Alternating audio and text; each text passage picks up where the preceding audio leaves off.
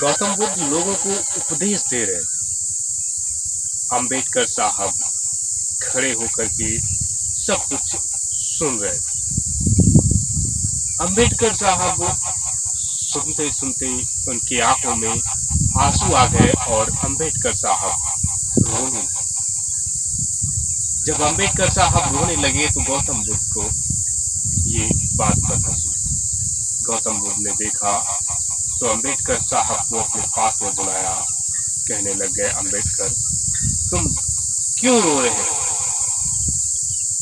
अंबेडकर साहब उनके आंखों में आंसू। सिद्धार्थ गौतम उन्हें अपने गले से लगाते हैं और कहते हैं कि कारण क्या है? तुम इतना उत्साहित होकर के क्यों अपने आंसुओं का विलंब कर रहे हो? तो अंबेडकर साहब कहने लगे, क्या बताएं सिद्धार्थ, क्या बताएं आपको भगवान हम कि मैंने अपनी जिंदगी हिंदू धर्म में गुजारा। मैंने अपनी जिंदगी हिंदू धर्म में गुजार दी, लेकिन मुझे मिला नहीं।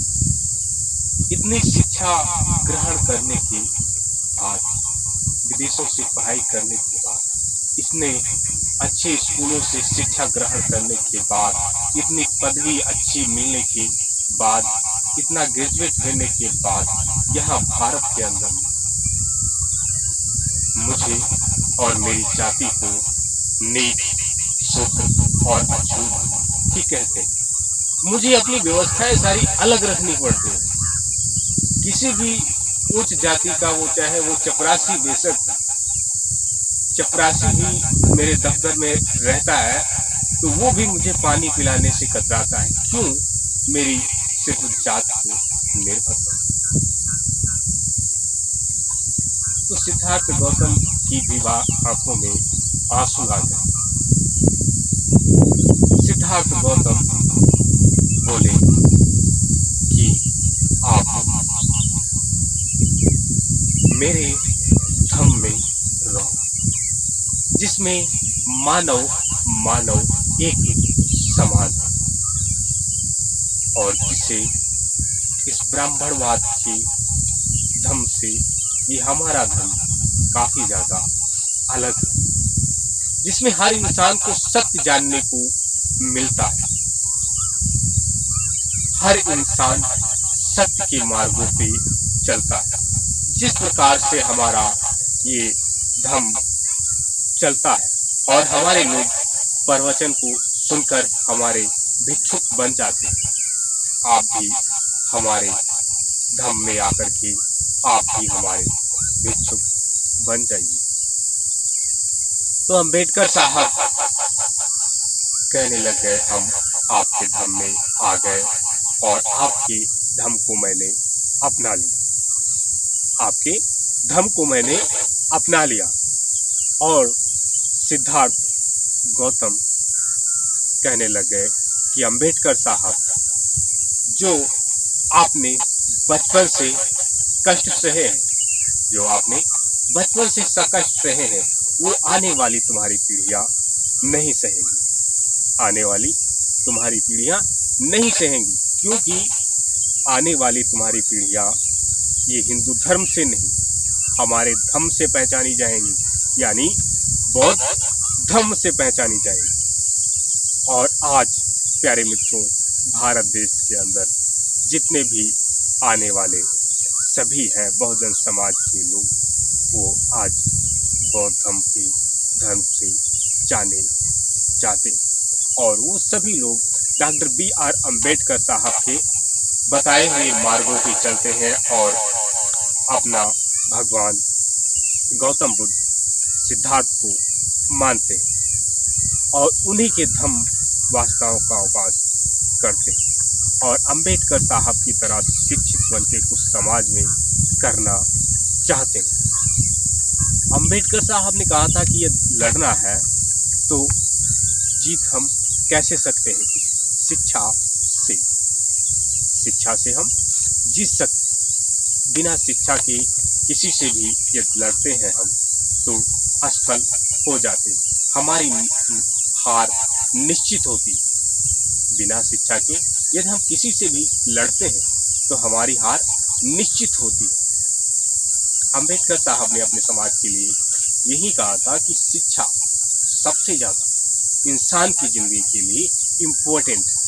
अपने हक अधिकार के लिए आपको जागरूक होना सबसे ज्यादा इम्पोर्टेंट है। जागरूकता आप जब ही होंगे जब आप शिक्षित होंगे।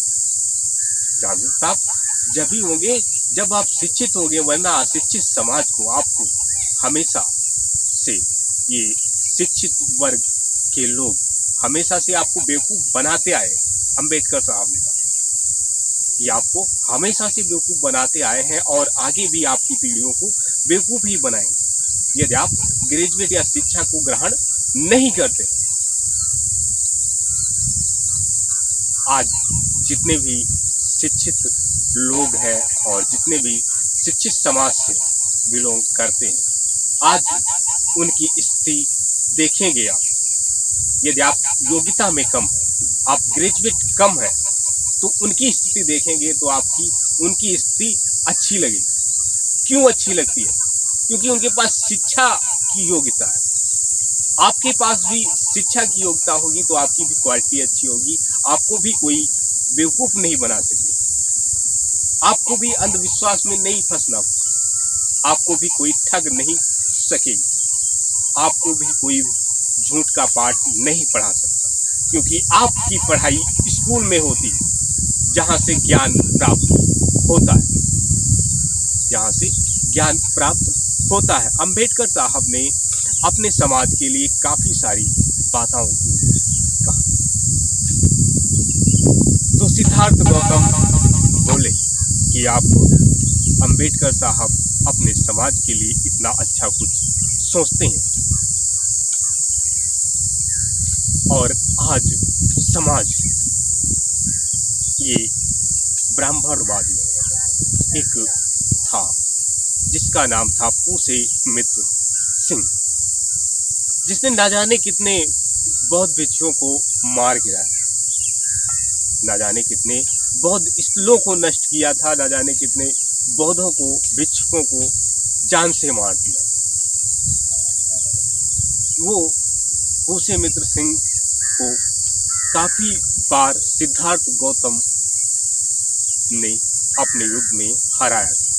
उसी का इतिहास प्यारे मित्रों है कि चमार जाति के इंसान ने ब्राह्मण जाति को 21 बार हराया था युद्ध में। उस इतिहास को तो आप लोग सुने ही हैं, उस इतिहास को आप लोग सुने ही हैं। तो सिद्धार्थ गौतम ने कहा कि अंबेडकर साहब आप हमारे धर्म में आए हैं तो आपके समाज की एक अलग ही पहचान होगी और आपका समाज एक अलग समाज जाना जाएगा और हमारा समाज, आपका समाज एक शिक्षा की योग्यता में भरपूर जाना जाएगा। आज बौद्ध धर्म कुछ ऐसा ही धर्म हो गया है भारत में जिसकी पहचान जान ज्ञान से परे सभी धर्मों से हटके बौद्ध धर्म की पहचान देखी जाती है। आज अंबेडकर साहब को मानने वाले लोग और शिक्षा को अपनाने वाले लोग और जानने वाले लोग सभी लोग बौद्ध धर्म के अनुयायी सबसे ज्यादा फॉलोअर्स होते चले जा रहे हैं। क्यों होते चले जा रहे हैं? इसका कारण है अंबेडकर साहब,